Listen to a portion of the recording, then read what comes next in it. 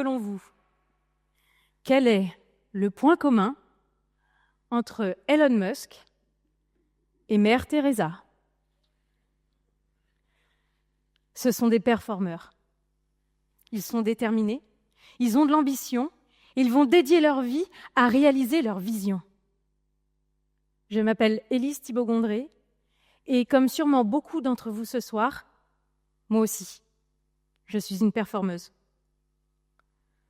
Pour ma part, ça a commencé hyper tôt, parce que je suis issue d'une famille de 3 filles, je suis au milieu, et donc très vite, pour ne pas me faire oublier, il a fallu que je performe, que je sois plus forte que la grande, plus mignonne que la petite. Et petit à petit, en fait, cette notion de performance, c'est devenu moi. Les meilleures notes à l'école, top école de commerce, échange universitaire aux États-Unis. Quand je me suis spécialisée en finance, d'investissement.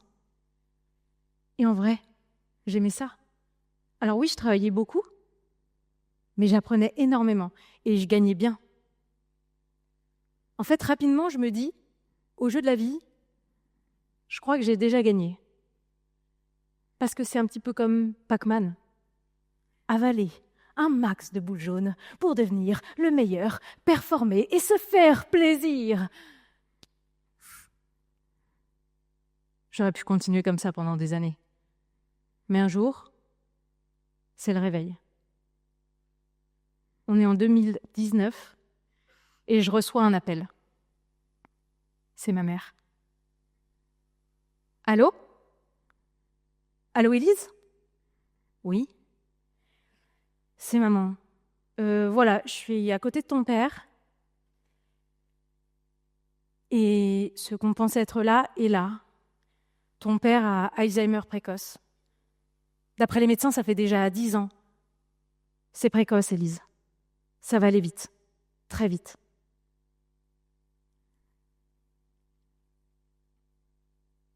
Merci. J'ai dit merci. Je crois que c'est ce qu'on dit quand on ne sait pas quoi dire. Parce qu'à 27 ans, j'ai peur.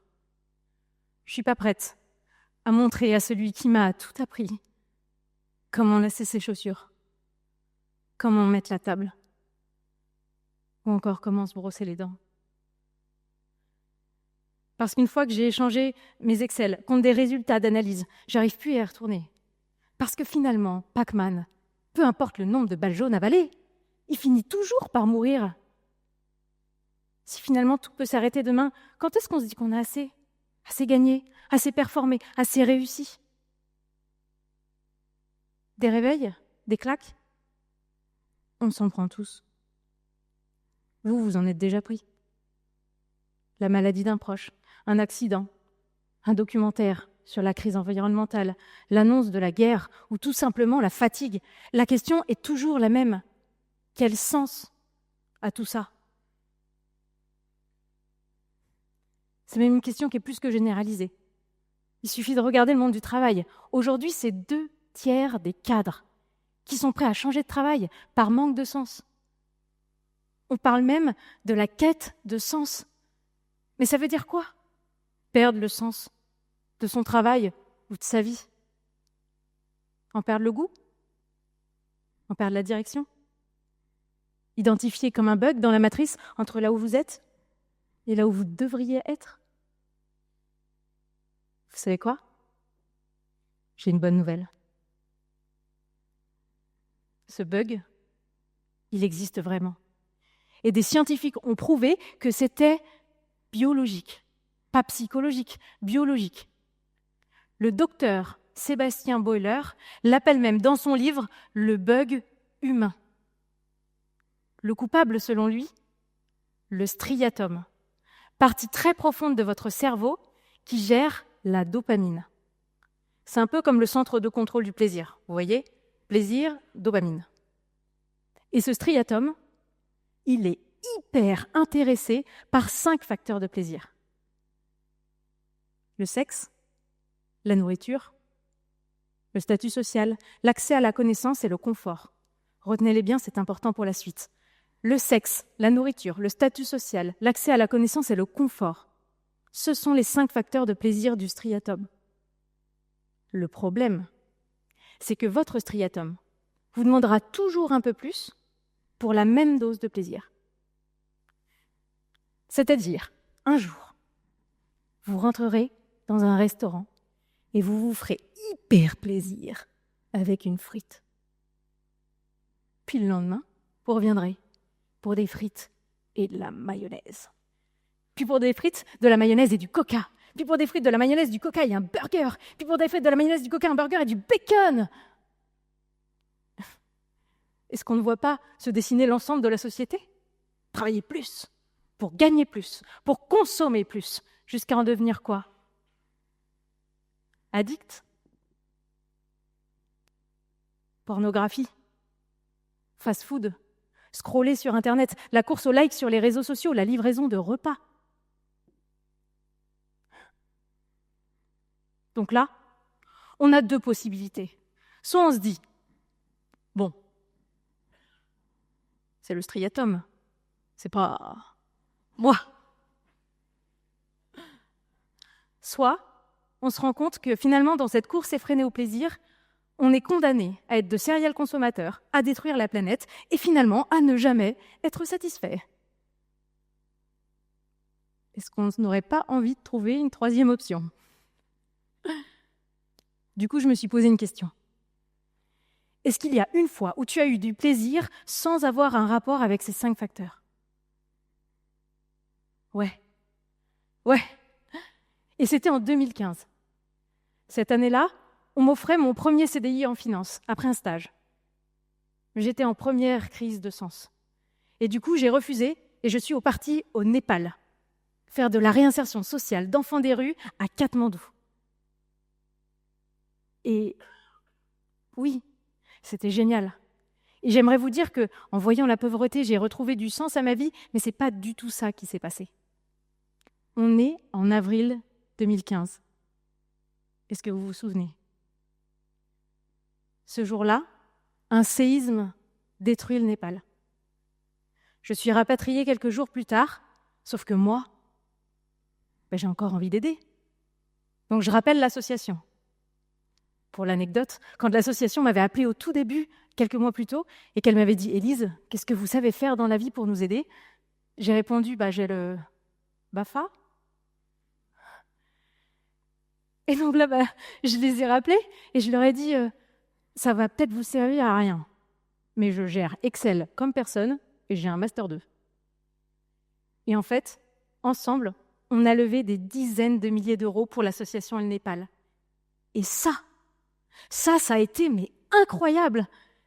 Oui, je les aidais, mais en plus, je me rendais compte que ma compétence que je développais dans mon travail pouvait avoir du sens. Il suffisait juste de trouver le bon projet. En fait, ils avaient besoin de moi. Ça m'a tellement plu que j'ai refait 4 ans derrière en finance.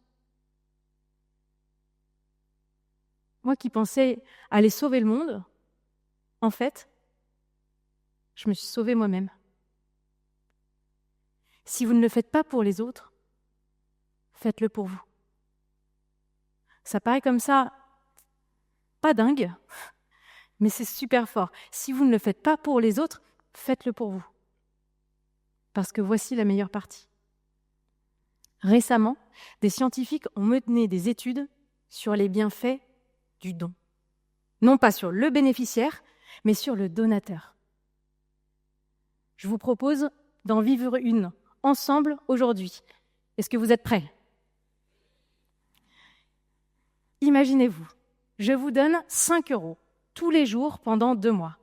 Vous avez 2 possibilités, soit de le garder pour vous, soit de le donner à quelqu'un. Qui vous voulez ?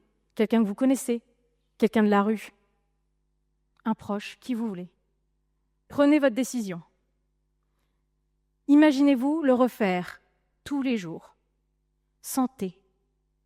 Ressentez ce que ça vous fait. Revenez. Cette étude, c'est celle qui a été faite par l'Université de Chicago sur plus de 100 personnes. Le résultat, ceux qui choisissaient de garder finissaient par se lasser, alors que ceux qui choisissaient de donner gardaient satisfaction et envie de réitérer. Donc, contrairement aux 5 facteurs de plaisir qu'on a vus précédemment, le plaisir que l'on ressent en donnant perdure. Des IRM ont même montré que donner de l'argent stimule davantage votre striatum que d'en recevoir. Du coup, pour ceux qui ont choisi de donner, vous avez peut-être ressenti un plaisir équivalent à une caresse, à un compliment, peut-être même à une tarte aux fraises. Donc, si je récapitule, on donnerait en partie par plaisir. Et ce plaisir serait durable. Est-ce que le don ne serait pas une bonne solution à notre bug humain ? Si je suis devant vous aujourd'hui, c'est parce que ça fait 5 ans que j'ai lancé une entreprise qui vous permet de laisser votre Pac-Man de côté pour explorer le plaisir du don. Comment ? Très simplement, en vous engageant pour le monde associatif, en partageant vos compétences et votre temps, pour par exemple soutenir l'environnement, le handicap, la jeunesse. Oui, mais quand ? Faire ça, quand on est déjà pris entre le travail, la famille, les proches. Elle est là la nouveauté. Sur votre temps de travail, rémunéré par votre employeur. Ça s'appelle faire du mécénat de compétences. C'est un dispositif qui est soutenu par l'État, comme le don financier, et l'entreprise peut même récupérer un avantage fiscal. Ok ? Mais pour faire quoi ? Moi, je connais personne. Une mission qui vous ressemble. Et oui, trouver une mission en association, c'est un peu comme trouver un film le dimanche soir sur Netflix qui plaît à toute la famille.